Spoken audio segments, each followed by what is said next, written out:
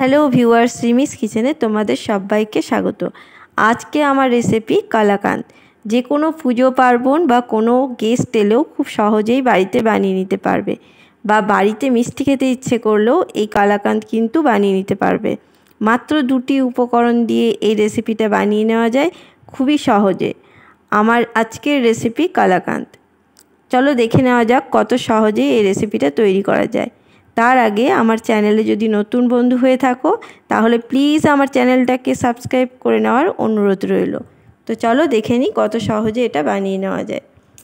আশা করব আমার আজকের এই রেসিপি তোমাদের ভালো লাগবে। যদি ভালো লাগে অবশ্যই একটা লাইক করে দিও। এখানে দেখো আমি 1 কিলো দুধকে বসিয়ে দিয়েছিলাম ছানা করতে।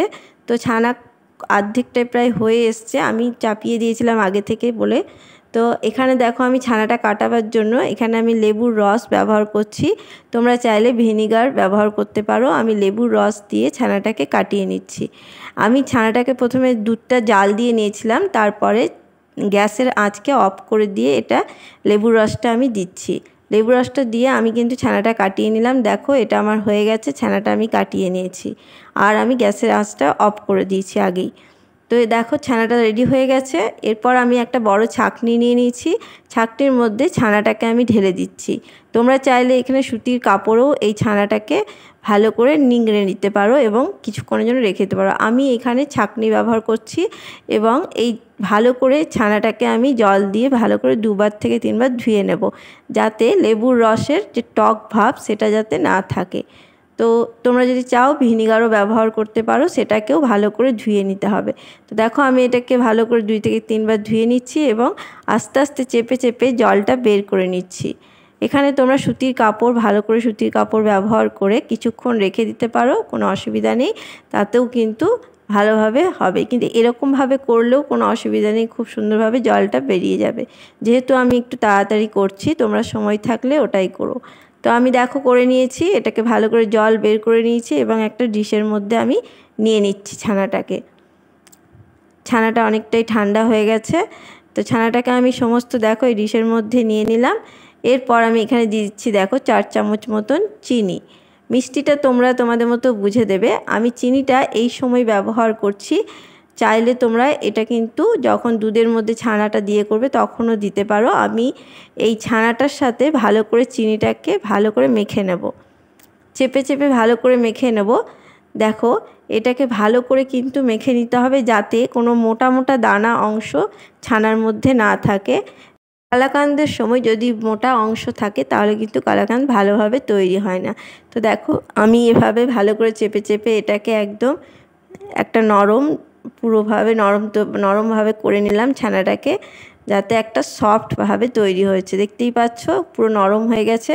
এদিকে আমি একটা কড়াই বসিয়ে নিয়েছি। কড়াইয়ের মধ্যে আমি 1 কাপ মতন দুধ দিয়ে দিলাম। এখানে আমি 1 কাপ দুধ ব্যবহার করছি, লিকুইড দুধ। 1 কাপ লিকুইড দুধটা আমি এবার ফুটিয়ে নেব। যতক্ষণ না এটা ফুটে উঠছে আমি একটু জাল দিয়ে নেব। দেখো এটা কিন্তু ফুটে উঠেছে, দেখতেই পাচ্ছ।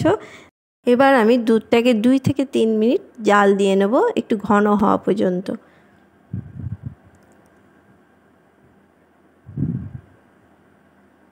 তো দেখো এটা অনেকটাই ঘন হয়ে এসছে। এরপর আমি এখানে 2 চামচ মতন মিল্ক পাউডার ব্যবহার করছি, গুঁড়ো দুধ এখানে ব্যবহার করলাম 2 চামচ মতন। যেহেতু আমি এটা নর্মাল দুধে করছি, এটা যদি ফুল ক্রিম দুধ হতো তাহলে কিন্তু এটা প্রয়োজন পড়তো না। যেহেতু নর্মাল দুধ ব্যবহার করেছি তাই আমি এটা মিল্ক পাউডারটা দিলাম। আর কালাকাঁদে যদি মিল্ক পাউডার দেওয়া হয় তাহলে কিন্তু টেস্টটা আরও খুব ভালো হয়। তো দেখো এটাকে আমি প্রায় 2 থেকে 3 মিনিট মতন ফুটিয়ে জাল দিয়ে ঘন করে নেব। 2 থেকে 3 মিনিট মতন এটাকে আমি জাল দিয়ে নিলাম। দেখো এবার আমি যে কালাকাঁদের জন্য যে ছানাটা করে রেখেছি সেই ছানাটা এখানে মিশিয়ে দেব।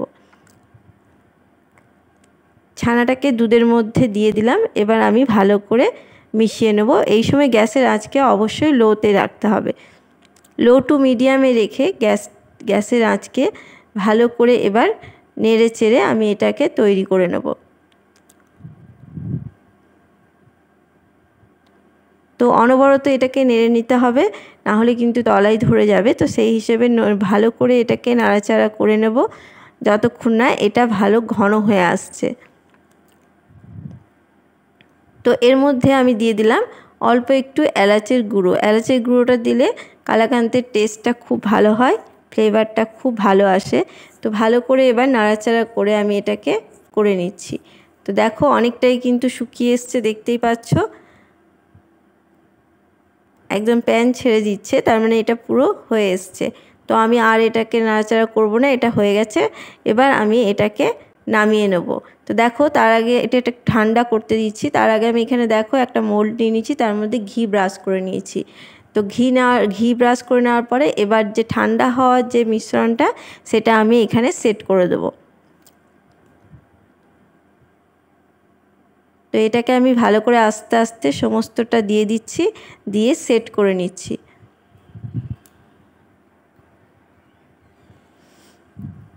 এবার একটা স্প্যাচুলার সাহায্যে ভালো করে এটাকে আমি সেট করে নিচ্ছি। দেখো চেপে চেপে, যাতে সেটটা খুব ভালো হবে, শেপ আসবে, ভালো শেপে এটা তৈরি হবে। এরকমভাবেই কিন্তু দোকানেও দেখবে ঠিক এরকমভাবেই তৈরি করা হয়।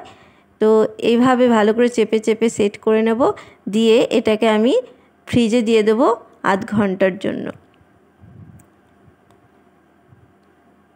তো আমার এটা দেখো সেট করা হয়ে গেছে, দেখতে পাচ্ছ। আমি এটা রেডি করে নিলাম।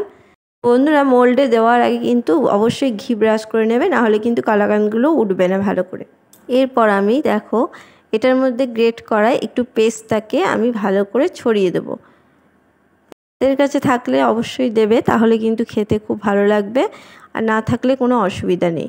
তো দেখতে ভালো লাগবে এবং খেতেও ভালো লাগবে, তার জন্য আমি একটু পেস্টটা এখানে ছড়িয়ে দিলাম।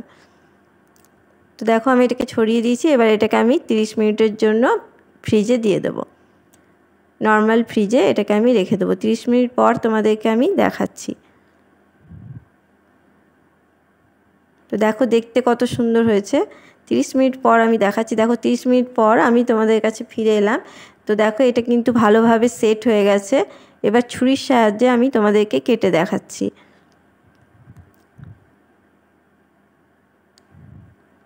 তো আমি এটাকে ভালোভাবে চৌকো শেপে কেটে নিচ্ছি।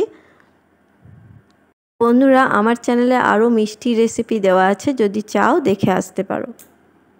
কালাকাঁদের যে শেপটা হয় সেই শেপে আমি কিন্তু কেটে নিচ্ছি। তো দেখতেই পাচ্ছ খুব সহজেই কিন্তু এটা কাটা হচ্ছে, কোনো অসুবিধা হচ্ছে না। তো এইভাবে ভালোভাবে কেটে নিতে হবে। ছুরিটাকে একটু মুছে নেবে, তাহলে কিন্তু আরও ভালোভাবে কেটে নেওয়া যাবে। তো দেখো খুব সুন্দরভাবে কিন্তু এটা কেটে যাচ্ছে। বন্ধুরা তোমাদেরকে আমি রিকোয়েস্ট করব এভাবে একবার অবশ্যই বাড়িতে বানিয়ে দেখো, আশা করব তোমাদের খুব ভালো লাগবে। যদি ভালো লাগে আমাকে কমেন্ট বক্সে অবশ্যই জানিও। আর দেখতেও কতটা সুন্দর হয়েছে দেখেই বুঝতে পারছো। এবার আমি একটা সার্ভিং প্লেটে ভালো করে সার্ভ করে দেবো। দেখো এগুলো আমি একটা একটা করে ভালো করে সার্ভ করে দিচ্ছি। দেখতে কতটা সুন্দর হয়েছে, কতটা লোভনীয় হয়েছে, আর মুখে দিলেই মিলিয়ে যাবে, এত সুন্দর খেতে হয়। একবার হলেও বাড়িতে বানিয়ে দেখবে, না বানালে বুঝতেই পারবে না যে এতটা সুন্দর খেতে হয়। আমার আজকের এই রেসিপিটা যদি তোমাদের ভালো লাগে অবশ্যই লাইক, শেয়ার, কমেন্ট করে দিও এবং সাবস্ক্রাইব করে দিয়ে আমার পাশে থেকো। আর পাশে থাকা বেল আইকনটি অবশ্যই প্রেস করে দিও, তাহলে পরবর্তী নোটিফিকেশান পেয়ে যাবে।